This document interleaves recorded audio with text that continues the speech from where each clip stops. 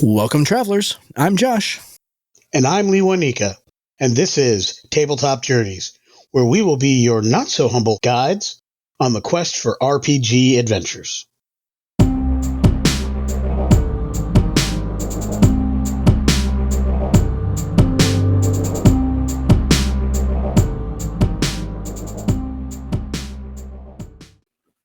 All right, everybody. We are back now talking about Chapter 2, Running the Game. Mr. Miller, you are up, sir.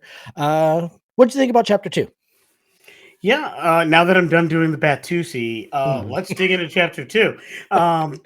My entire goal in podcasting is to cause Josh to break up laughing at weird times. The vein that's popping, you can't see it because of the hat, but I know it's there. See, people think I wear the hat because I'm bald. No, I wear the hat because of you. Yeah, gotta hide the vein. So Chapter 2 is the chapter that's about running the game. I was fine until I saw Michael.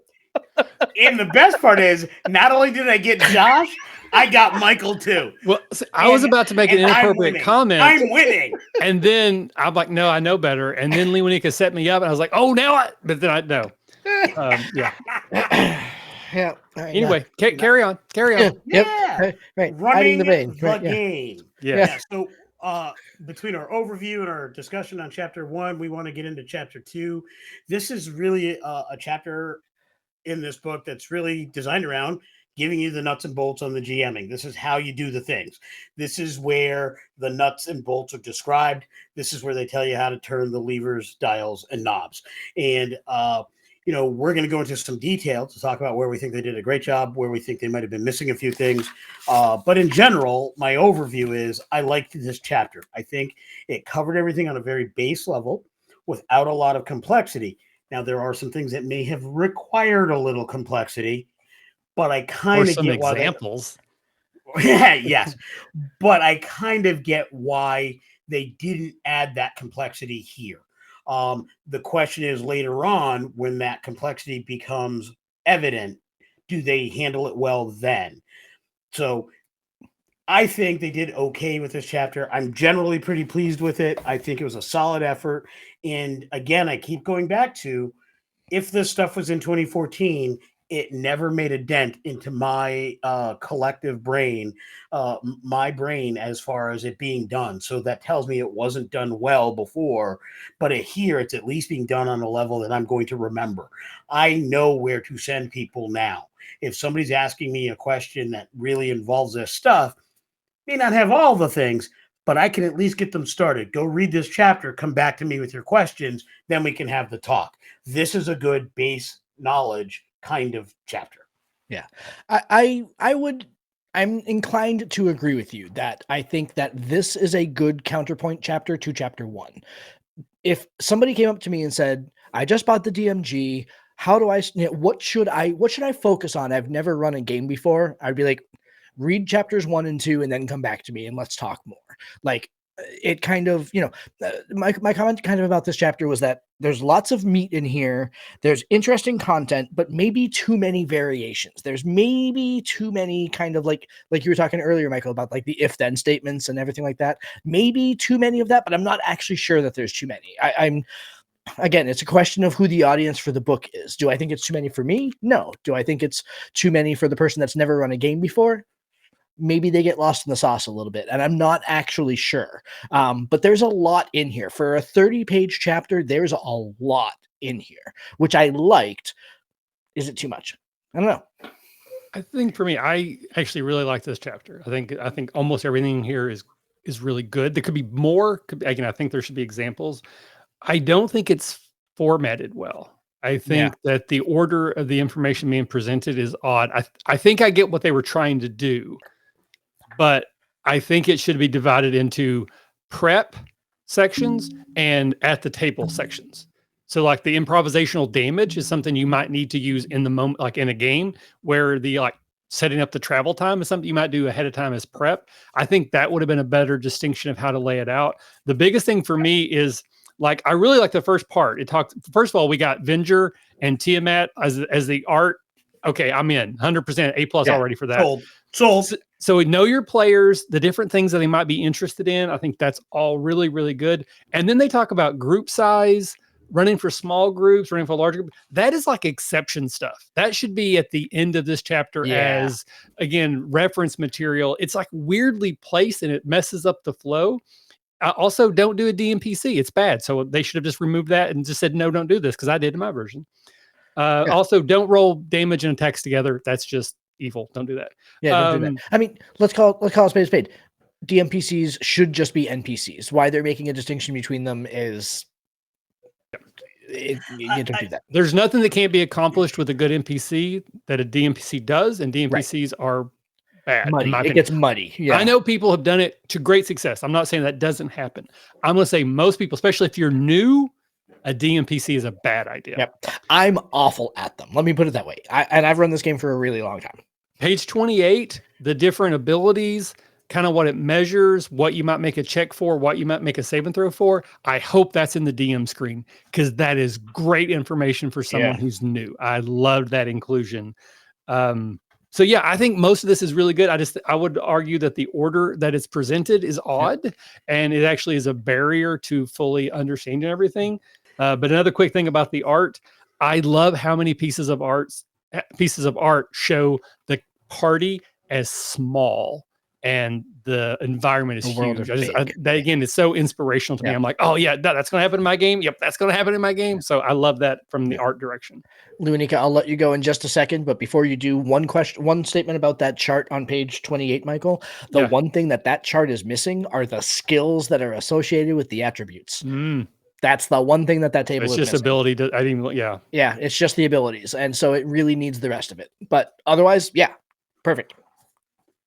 Interestingly enough, though, the 2024 character sheet, when you print that out, it actually lists the skills under the actual stat.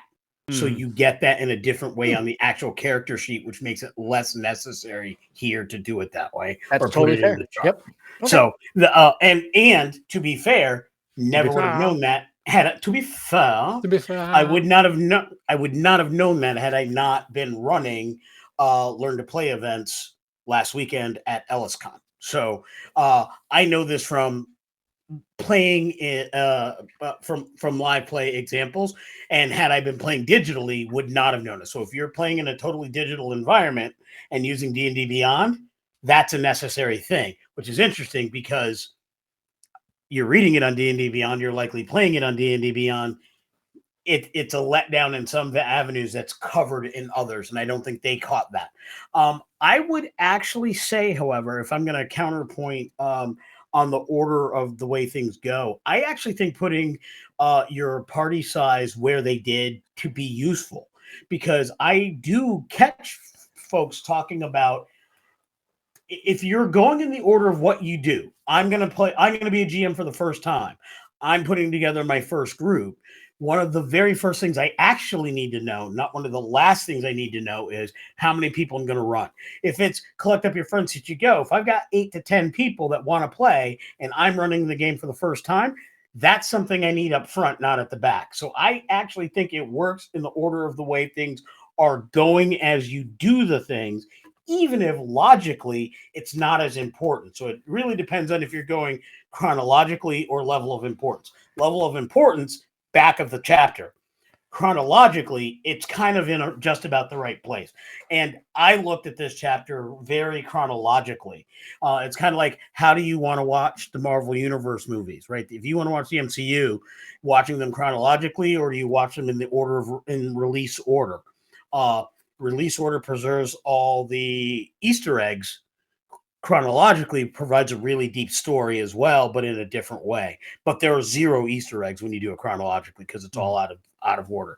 So I think that's an interesting discussion. I don't think either one is correct. I think it really depends on the lens you're looking at it with, and quite honestly, your level of experience and knowledge of the game when you're reading this chapter. Veteran GMs will see it as odd. Brand new GMs will see it as useful. Those novice or been doing it for a short time are probably going to split that margin 50-50. That would be my guess. That is very fair. I would say, though, as someone who's done this for a very long time, if you have a group of 8 to 10 people, no, just don't. Divide into 2 groups. Yeah. That's my Yeah. opinion. My table max is 6. And that's having run games for 8, 10, 12 people before. 5. I very much kept mine at 6. Yeah. 5 is as big as we go. Uh, I If love that I'm they running include one, some of the things in here that they're just now textual, like success at a cost, basically, or non-binary successes on skill checks. Yep. I just love that that's just part of the rules now that you can Yep. have in there. I love that they provided specific guidance on when to apply advantage and disadvantage. Like that's like super Yes. duper useful. And the other thing that I thought was super useful was just after when you were talking about success at a cost, the damage severity by level. When Mhm. you're talking about, hey, what sort of damage should I be throwing at these at players in certain tiers? I looked at that as like, oh man, like I need that. Like that's now going to go onto my in the back of my DM screen. Like that's really really helpful information to keep kind of in front of me. So I know if I'm facing off with my level 2 rogue and I throw 9 hit points worth of damage at him, like, oh, okay, that's actually kind of a lot. He's going to be really hurting. And it's a visual reminder. That's a really helpful thing to have in front of me. Yeah, I like that as and well. something that's repeated at multiple points throughout the various chapters that we'll get to. They consistently come back to damage by levels, severity by levels when we start talking about traps and we start talking about hazards and some of the other things in later chapters, nuisance level threats, deadly level threats when we talk about encounter building, as far as hard, medium, and deadly or whatever, or encounters. That is a theme they keep coming back to, and I like that through line throughout this book. So one of my quibbles, again, I think advantage disadvantage is an amazing mechanic, and I know that there are other games that did it before. D&D 5e did not create it, but they utilized it very, very well. So it bugs the snot out of me, jumping ahead, that they still use certain very specific situations where advantage actually means +5 and disadvantage means -5. There are a couple of, call it something different. Don't call it advantage or disadvantage if it's not advantage is roll 2, take the best. Disadvantage, roll 2, take the worst. It's not +5 or -5. I know that mathematically it kind of works out that way, but it just bugs me that it's for initiative, I think, where they call that out. If you're rolling initiative and a monster has advantage to initiative, you just give it a +5. Yeah. Why? So I kind of get it, and I think they worded it very badly. I think the answer to that question is for the same reason why they recommend that when you're running the game and you're running monsters, unless it's the big bad or on a critical hit, take the average damage. Right. It speeds up play. And Right. I think that's actually why they do it. But I think the way to write that is, hey, roll this at advantage just like any other time. But if you're looking at a time crunch or you're looking to save time because there's lots of bad guys, here's a fast way to do that.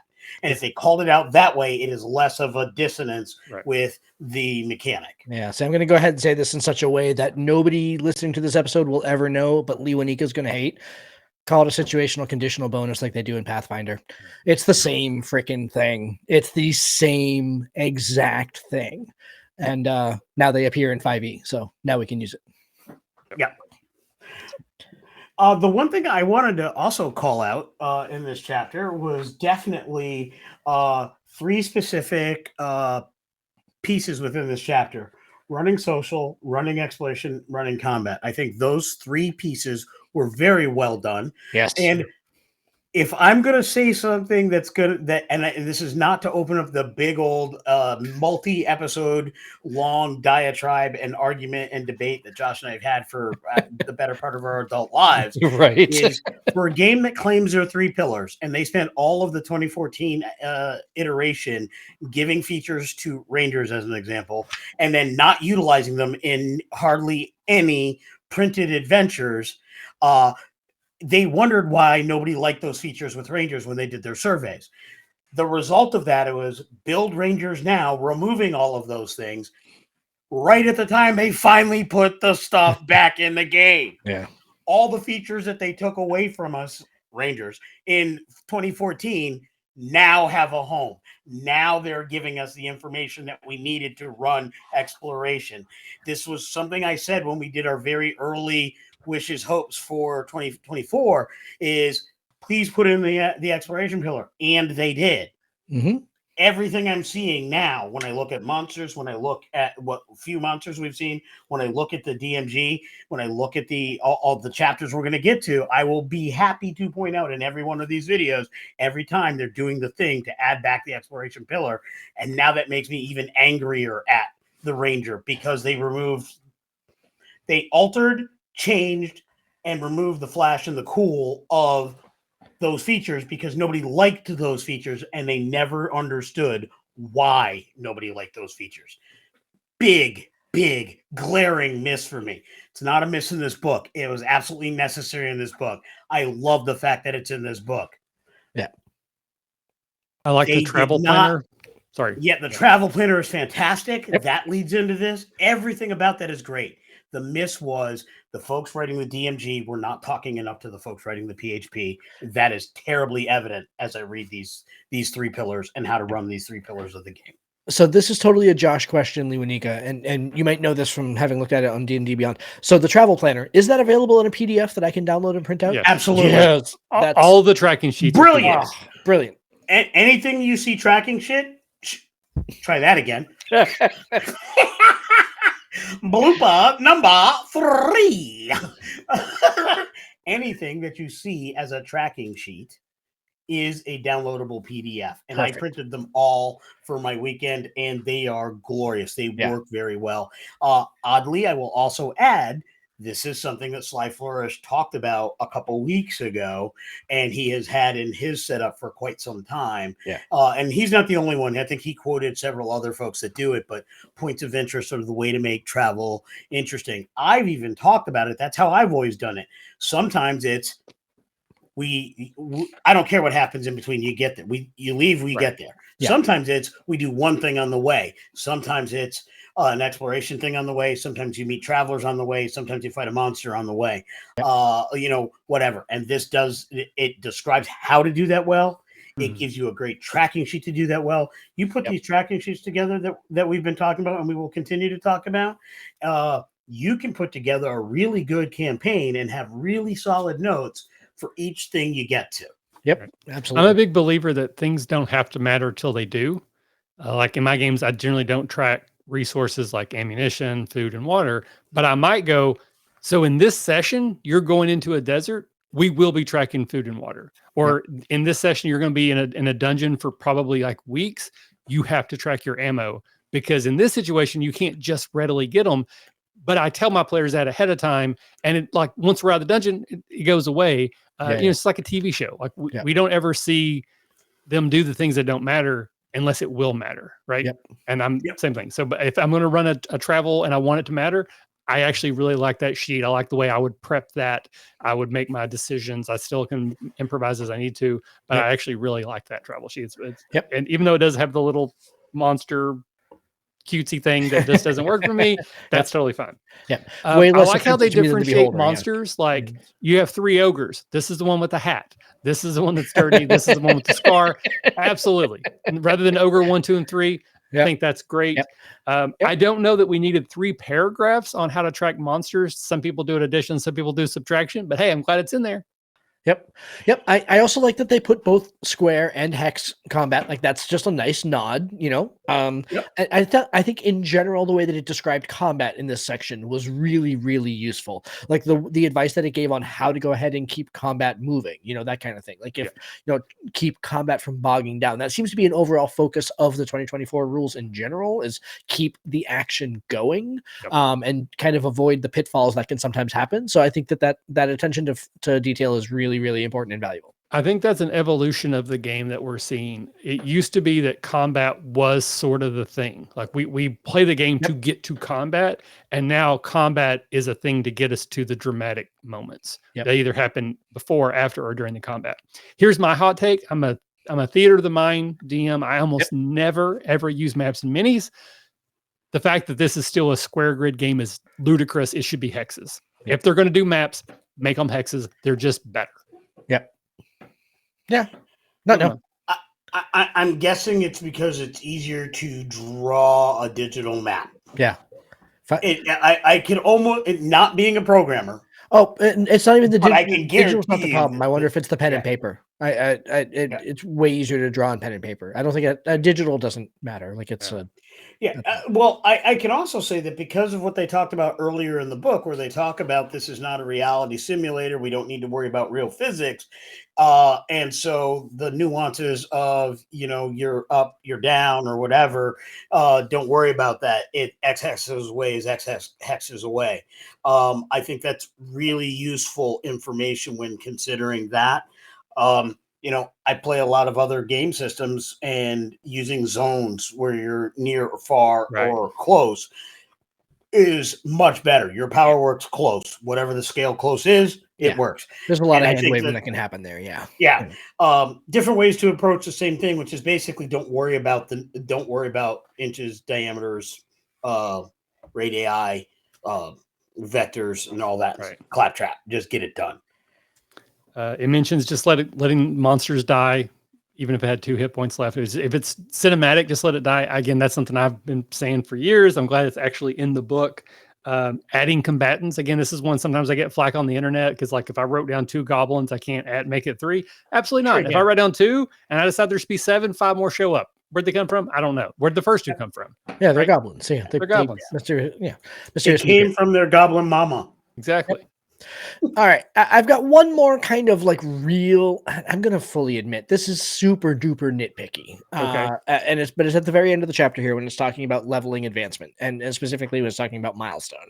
Mm-hmm. There is a sentence here that really just kind of stuck in my craw, and like a corn kernel, I just can't get it out.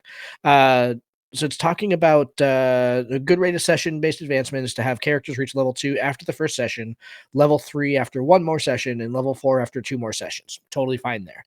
Then spend 2 or 3 sessions for each subsequent level. Perfect there. Here's where I have the quibble. Above level 10, you can speed the rate of advancement so that characters gain a new level every 1 or 2 sessions. Why would I start leveling up faster in tier 3? I'll tell you why. Yeah, please tell me why, because it makes zero sense. Because they have no intention of making the game better at tier 3. You just want to get it through it so you can start over. Done. Okay. What they're saying is the game is played tier 1 through 2. Yeah. Your campaign final is going to be tier 3. If you're trying to, for nostalgia, get to 20th level, better be breezing through 3 and 4 at that point. Yeah. That's all they're saying. Without it's easier to spackle over the mistakes if you're not luxuriating in them. There. Yeah. I agree with Lee when I would not run it that way. And I usually slow down advancement. Yeah. So it's like 2 sessions for a level, then 3 sessions for a level, then 4 sessions for a level. It doesn't keep going that way, but basically you're like 4 to 5 sessions per level after that. But yeah, the game, as much as I love this game, it breaks down after like 12th level. Yeah. Yeah. Well, I got real bad news for the players at my table if they're listening to this episode. We are not going to speed up advancement in tier 3. And also, again, this is just a little piece of advice for anyone listening. There's almost no difference between milestone leveling and XP leveling. It's just whether it's player facing or not. Yep. Because I'm still deciding what you're fighting. I'm still deciding what rewards you get for saving the thing. Yep. It's just whether I say, oh, that's 800 experience points, or if in my head I go, that's 800 experience, and I just don't have you do the math. There's almost no difference. There's almost no difference. Yeah. Yeah. What I love and why I have almost exclusively, actually, I have exclusively moved to a milestone leveling in any leveling game, is the fact that if I am dealing with a party who's particularly good, they are very cohesive, they have all the right characters, they've made all the right choices, so they battle things exceptionally well, or they handle nuanced threats or exploration exceptionally well. The hazards I might throw at them